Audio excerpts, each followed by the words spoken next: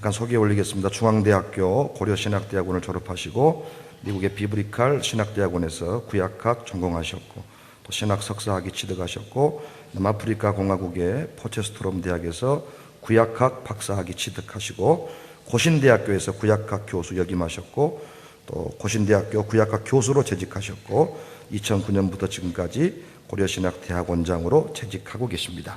종말론에 지대한 관심을 보여주셨고 특별히 역사적 전천년주의 관점에서 또 집필하셨고 논문 통해서 가르치셨습니다. 논참 해주시겠습니다. 박수로 맞겠습니다.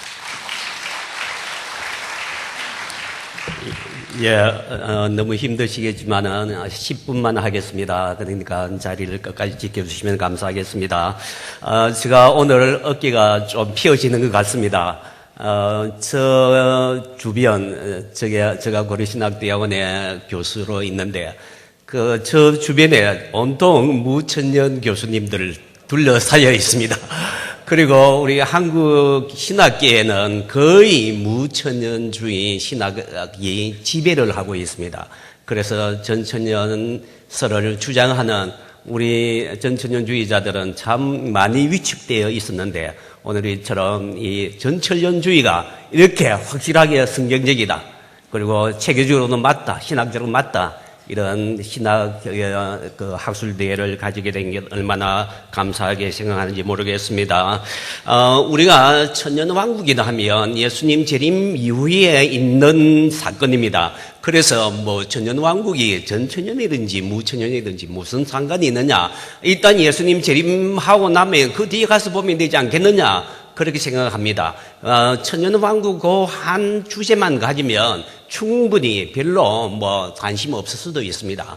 그러나 이 천년왕국을 전천년설로 볼 거냐, 무천년설로 볼 거냐에 따라서 많은 성경을 어떻게 해석하느냐가 달려있습니다. 정말하자면 성경에 있는 구약과 신약의 많은 종말에 대한 예언들, 종말뿐만 아니라 많은 예언들을 영적으로 해석할 것이냐, 아니면 실제 역사적으로 해석할 것이냐라는 문제가 달려가 있습니다. 그리고 성경 신학이 달려 있습니다. 성경 신학에 대한 이야기 하려면 너무 시간이 많이 걸리겠는데, 여하튼, 천지 창조에서부터 마지막 예수님 재림 이후에 완성될 하나님의 나라가 어떤 방향으로 나아갈 것이냐, 목표점이 무엇이냐, 목표가 다르면 신학 전체가 달라지는 것입니다. 그러니까 이 천년왕국이 어떻게 정립되느냐, 이만큼 크게 신학교에는 여파를 끼친다는 것 때문에 그만큼 중요하다는 것입니다. 또 천년왕국설이 전천년설이 얼마나 왜 중요하냐라 하면, 만약에 무천년설을 주장하면 계시록의 다니엘서와 계시록 그 외에 많은 구약 성경에서 기록되고 있는 종말에 대한 사건에서 실제적으로 일어날 수 있는 사건이 없어져 버립니다. 무천년주의를 해석을 해버리면. 그러면 실제 마지막 때에 무슨 사건이 일어나서 우리가 마지막을 어떻게 준비해야 될 거냐, 그것이 없어져 버리는 것입니다. 무천년은 과거의 이야기고 오늘 현재의 이야기니까 미래의 이야기, 역사적인 이야기가 아닌 것입니다. 그래서 전천년설을 주장해야 되는 이유는 우리가 종말을 바로 준비해야 된다는 것 때문에 전천년설을 강하게 주장해야 된다는 이유가 있다는 것입니다. 제가 짧은 시간 내에 여러분들을 다 말씀을 드리지 못하겠고, 오늘 하이라이트를 할까, 오늘 이 학술대회의 목적은 전천년주의가 이렇게 확실하다, 전천년설이 우수하다 하는 것을 이야기하기 위해서 이 학술대회가 이루어지고 있으니까, 제가 이광복 목사님의 논문부터 먼저 간단히 설명을 하고, 그리고 다른 분들은 시간 되는 대로 좀 언급을 하도록 하겠습니다. 이광복 목사님의 논문은 먼저 무천년설에 비교해서 전천년설이 이렇게 확실히 성경적이다, 이렇게 확실하게 바른 성경 해석이다 하는 것을 말해주고 있습니다. 먼저 계시록 해석 원리에서 무천년주의자들은 과거 회개의 해석을 합니다. 과거주의입니다. 그리고 이미 이루어진 이야기, 현재 이루어지는 이야기입니다. 미래에 이루어지는 이야기가 아닙니다. 그러나 이광훈 목사님은 성경 요한계시록의 처음부터 계속해서 장차될 일, 미래에 이루어질 일을 계속해서 이야기를 하고 있다는 것. 그래서 우리는 미래에 이루어질 미래지향적으로 이 요한계시록을 해석해야 된다는 것을 강하게 언급을 하고 있습니다. 그 다음에 무천년주의자들이 영적으로 해석하고 있다. 대부분의 모든 것들이 영적으로 해석해 버리니까 실제의 역사적인 것이 아니 된다. 정말 말하면 요한계시록에는 전쟁의 이야기, 그리고 또 적그리스도에 대한 이야기, 환란 이야기, 이런 많은 이야기들이 있는데 전부 다 영적으로 해석해 버리면 미래의 실제의 역사적으로 환란이 없다는 말인가? 그리고 실제의 전쟁이 없다는 말인가? 적그리스도가 과연 없다는 말인가? 그래서 우리는 영적인 해석을 해서는 안 되겠다 라고 하는 그런 강한 유광훈 목사님의 주장이 있어서 제가 크게 동의를 합니다.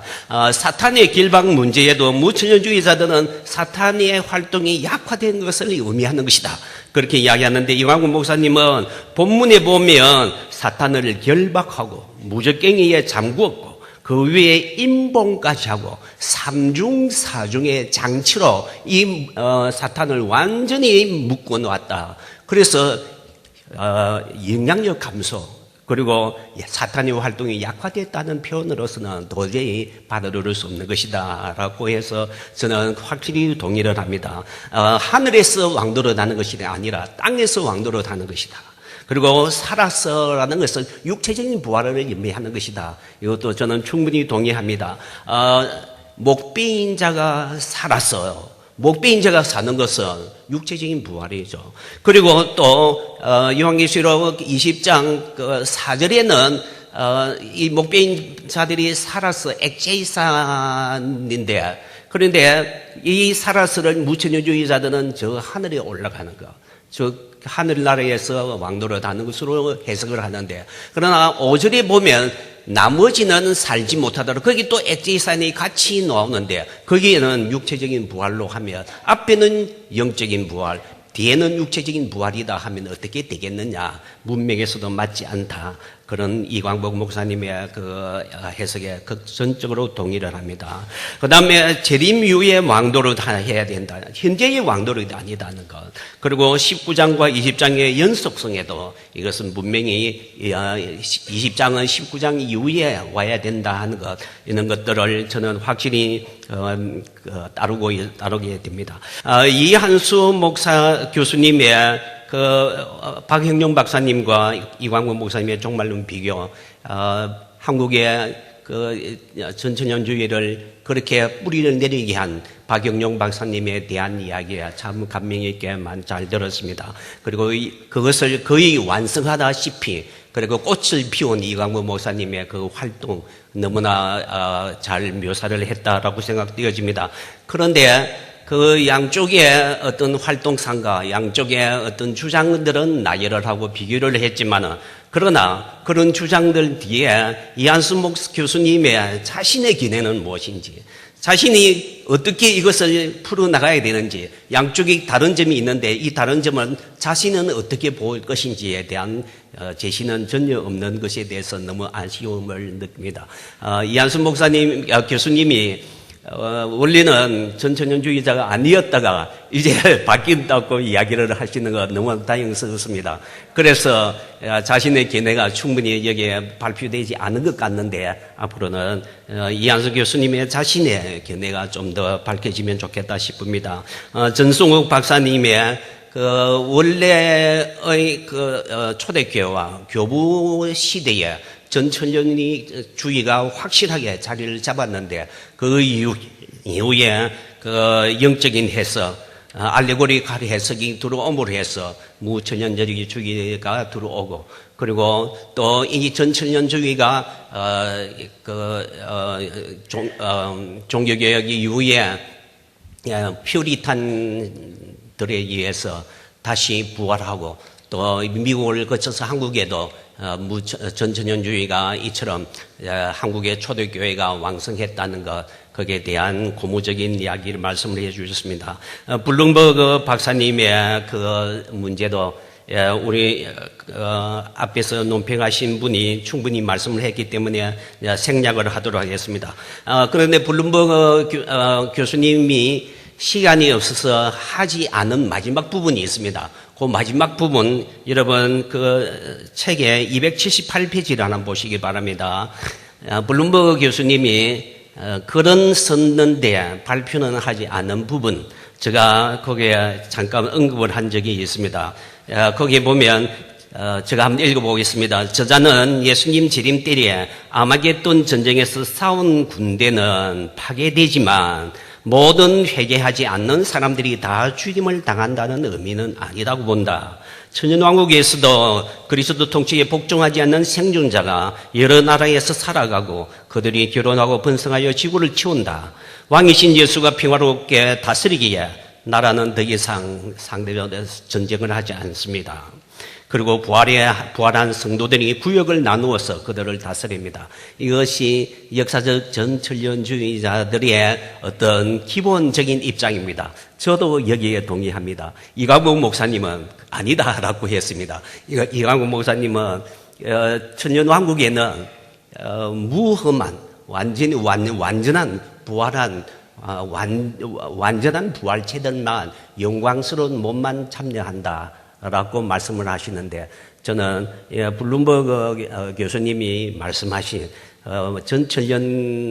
천년왕국에도 이처럼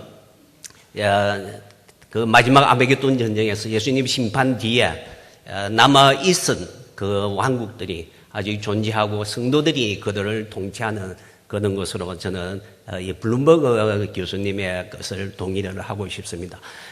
오늘 이 논의가 전천년주의가 이렇게 성경적이고 확실하다. 한국이 무천년주의가 너무 거센데 이 무천년을 어떻게 극복하고 정말 우리가 종말을 위한 준비를 해야 되겠다. 무천년은 종말의 준비가 안 됩니다. 종말의 준비가 없습니다. 왜냐하면 종말적인 사건이 없기 때문에. 그래서 우리가 정말로 전천년주의를 바로 세워서 종말에 대한 준비를 철저히 해야 되겠다라고 생각하고, 그리고 또 전천년주의 안에서도 사소한 이러한 여러 가지 견해도 서로가 논쟁을 통하여 좀 발전시켜 나가면 안 좋겠나 싶습니다. 감사합니다.